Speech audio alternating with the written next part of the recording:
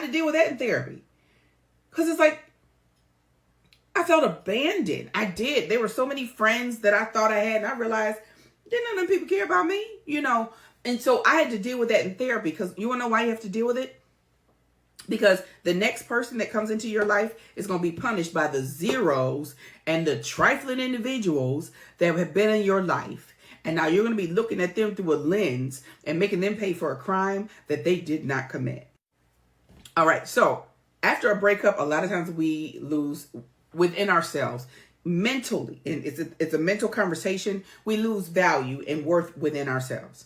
And you need to be able to deal with that. Okay. Just because somebody broke up with you does not mean that something's wrong with you. And it may be. You may need some counseling and you may need some therapy. But here's the thing. Don't allow yourself to be reduced because somebody else didn't see your value. You know, I tell myself often that, you know, I'm rare.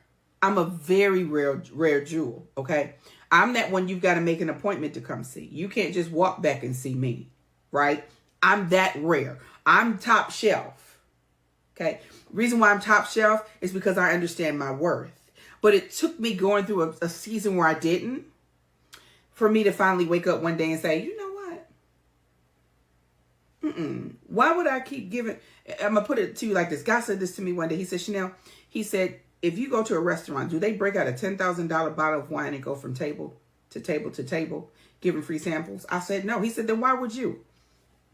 Yeah, I was like, you know what, you be slapping me with some stuff, but it was real. And so it started making me up my value. Okay. You know, I'm not going to sleep with you. Nope. I'm not doing that. I'm not doing this. This is who I am. I know my worth. And guess what I'm not doing? I'm not settling because you don't. Because baby, there's somebody that's going to have a higher praise and be like, oh yeah, that right there, I need that in my life. So make sure that you're building up your self-worth.